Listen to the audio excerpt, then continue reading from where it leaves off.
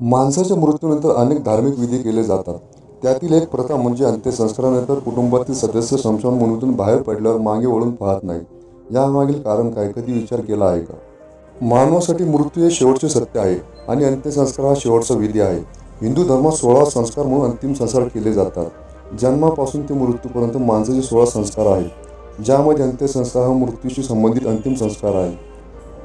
त्यानंतर आत्मा नवीन ओळख घेऊन पुढील प्रवासाला निघतो.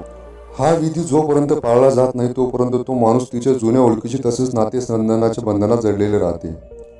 त्यामुळे अंत्यसंस्काराच्या वेळीही काही महत्त्वाच्या प्रथा पाळल्या जातात आणि त्यातील एक प्रथा म्हणजे मृतदेह जळल्यानंतर नातेवाईक स्मशानभूमीतून बाहेर पडतात तेव्हा ते मागे वळून पाहत नाही.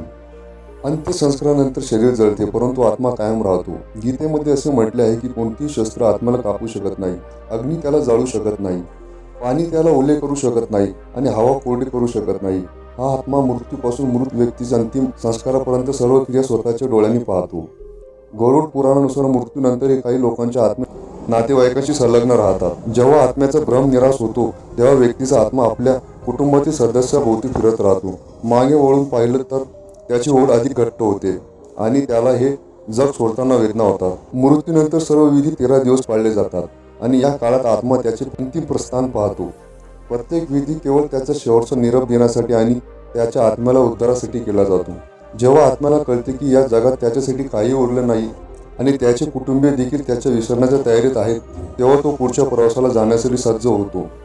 मृतदेह जाळणे म्हणजे आत्म्याला शरीराच्या आसक्तीपासून वेगळे करणे आणि स्मशानभूमीतून बाहेर पडताना जेव्हा ते मागे वळून पाहत नाही तेव्हा आत्म्याच्या आपल्या कुटुंबातील सदस्यांशी काही संबंध असल्याची आशा गमावतो. त्यामुळे अंतिम संस्कार केल्यानंतर कुटुंबियांनी स्मशानभूमीकडे मागे वळून पाहू नये. धन्यवाद.